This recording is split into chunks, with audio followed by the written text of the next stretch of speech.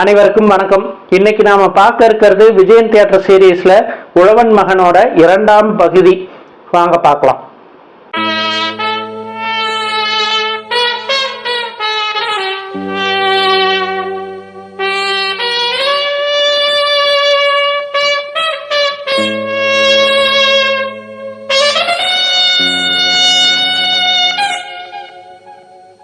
போன வாரம் நாம இடைவேளை வரையில் பார்த்தோம். அதற்கு பிறகு பார்த்தீங்கன்னா தன்னோட குற்ற உணர்ச்சியால ஜெயிலில் இருக்கிற சின்னத்துறையை சந்திக்கிறதுக்கு செந்தில் கூட மலேசியா வாசுதேவன் போவாரு.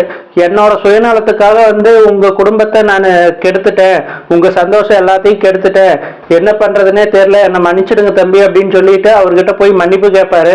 உடனே சின்னத்துறை நீங்க என்ன பண்ணுவீங்க, இனிமே என்னை காப்பாத்துறதுன்னா அந்த ஆண்டவன் விட்ட வழி, ஆண்டவன் ஒருத்தனாலதான் முடியும் அப்படின்னு சொல்லிட்டு இருக்கிறாரு. அந்த சமயத்துலதான் இந்த பேட்டி எடுத்துட்டு போன விஜயகாந்தோட நண்பர்கள் எல்லாம் அந்த வீடியோவை இன்னொரு விஜயகாந்துக்கு போட்டு காட்டுறாங்க, அந்த சிவா விஜயகாந்துக்கு. அப்பதான் தெரியுது அவர் இத்தனை வருடம் தேடிக்கொண்டிருந்த அவரோட அண்ணனும் அப்பாவும் ஒரு கிராமத்துல, அவங்க சொந்த கிராமத்துல இருக்காங்க, இந்த மாதிரி நெருக்கடியில் இருக்காங்கன்னு. உடனே அவரும் சிறைச்சாலையில சின்னத்துறையை பாக்குறாரு. பார்த்ததுக்கு அப்புறம் அவங்க தொலைஞ்சு போனது, அப்படி போய் அவர் ஒரு பெரிய பால் பண்ணை ஓனரோட வீட்டுல அவருக்கு மகனா இருந்தது, நல்ல செல்வாக்கோட வளர்ந்தது எல்லாத்தையும் சொல்றாரு. அதன் பிறகு ரெண்டு பேருமே பேசிக்கிறாங்க. நீங்க ஒன்னும் கவலைப்படாதீங்கன்னு, உங்களை வெளியே கொண்டுட்டு வர வேண்டியது என்னோட பொறுப்பு, குற்றவாளி இல்லை நிரபராதின்னு நிரூபிச்சு அப்படின்னு சொல்லிட்டு ரெண்டு பேரும் பேசிக்கிறாங்க. அதன் பிறகு சிவா விஜயகாந்த் குணசேகரனோட அக்கா பொண்ணான நிர்மலாவை லவ் பண்ற மாதிரி போறாரு. ஸோ அவங்க ரெண்டு பேரும் சென்னையில மீட் பண்ணிக்கிறாங்க. அப்படி மீட் பண்ற இடத்துலதான் இந்த படத்தின் மிக பிரபலமான பாடலான உன்னை தினம் தேரும் தலைவன் TM சௌந்தரராஜன் வாய்ஸ்ல எனக்கு மிகவும் பிடித்த பாடலும் கூட அந்த பாட்டு வருது. அதன் பிறகு அவங்க ரெண்டு பேரும் ஒருத்தருக்கு ஒருத்தர் காதல சொல்லிக்கிறாங்க.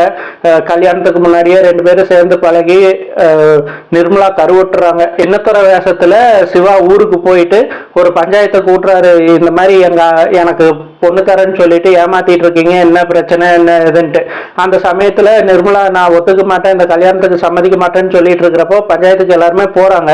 போற இடத்துல அந்த பொண்ணு கருவுட்டு இருக்கிறது தெரியுது. உடனே அவர் இந்த குழந்தைக்கு இன்ஷியல் மட்டும் சொல்லுங்க, நான் கல்யாணம் பண்ணிக்கிறேன்னு சொல்லி அங்கேயே அவமானப்படுத்தி குணசேகரன் கிட்ட சின்னத்துறைக்கு சேர வேண்டிய சொத்து எல்லாத்தையுமே நிர்மலா பேர்ல எழுதி கொடுங்க, அதன் பிறகு கல்யாணத்தை பார்த்துக்கலாம் அப்படின்னு சொல்லிட்டு அவங்கள ஃபுல்லா பிளாக்மெயில் பண்ணி அவங்க ரெண்டு பேரும் ஒன்று சேர்றாங்க. சின்னத்துறையை வெளியே கொண்டுட்டு வரணும், குற்றவாளி இல்லை நிரபராதின்னு நிரூபிக்கணும் அப்படின்னா அந்த பத்திரத்துல, அதாவது குணசேகரன் வச்சிருக்கிற பத்திரத்துல இருக்கிற கைரேகை மருதாச்சல கவுண்டரோடது இல்லை அப்படின்னு நிரூபிக்கணும். ஆனா அவரோட வாழ்நாள்லயே ஒரே ஒரு தடவை குணசேகரனோட அப்பா கிட்ட ரேக்லா ரேஸ்ல தோத்து போய் தான் மருதாச்சல கவுண்டர் ரேகை உருட்டி இருப்பாரு. அந்த ரேகையை ஒப்பிட்டு பார்க்கறதுக்கு அந்த பழைய பத்திரமும் வேணும், இவங்கிட்ட குணசேகரன் கிட்ட இருக்கிற பொய் பத்திரமும் வேணும். அப்படிங்கிறப்ப என்ன பண்றதுன்னு யோசிக்கிறப்ப நீங்க ரேக்லா ரேஸ்ல ஜெயிச்சு ஒரிஜினல் பத்திரத்தை கொண்டுட்டு வர வழியை பாருங்கன்னு, குணசேகரன் கிட்ட இருக்கிற போலி பத்திரத்தை எப்படி கொண்டுட்டு வரதுன்னு நான் பாத்துக்கிறேன் அப்படின்னு சொல்லி சின்னத்துறை கிட்ட சிவா சொல்லிட்டு கிளம்புறான். அங்கிருந்து வெளியே போயிட்டு சிவா கணக்கு பிள்ளைய மிரட்டி அந்த கட்டவரல் பிரச்சனைய தெரிஞ்சுக்கிட்டு குணசேகரன் கிட்ட இருந்து அந்த போலி பத்திரத்தை கைப்பற்ற முயற்சிக்கிறாரு. அதே மாதிரி ஜாமீன்ல வெளிவந்ததுக்கு அப்புறம் சின்னத்துறையும் சிவாவும் சேர்ந்துட்டு அந்த ரேக்லா பந்தயத்துல போட்டி போடலாம் அப்படின்னு சொல்லி நினைச்சிட்டு இருக்கிறப்போ சின்னத்துறைய குணசேகர இவங்க இந்த பந்தயத்துல இந்த வருஷம் ஜெயிச்சாங்கன்னா நம்ம சொத்து ஃபுல்லா அவங்களுக்கு போயிடும் அப்படின்னு சொல்லிட்டு ஒரு இடத்துல அடைச்சு வச்சிருவான்.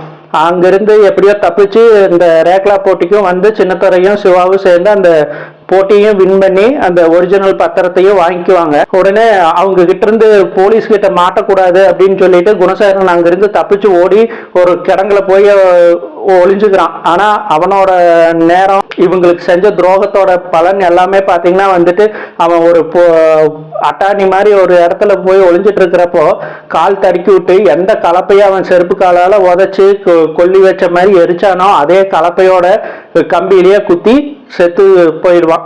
அதன் பிறகு இவங்க ரெண்டு பேரும் தன்னோட ஜோடிகளோட சேர்ந்து முடிகிற மாதிரி கதை முடியும்.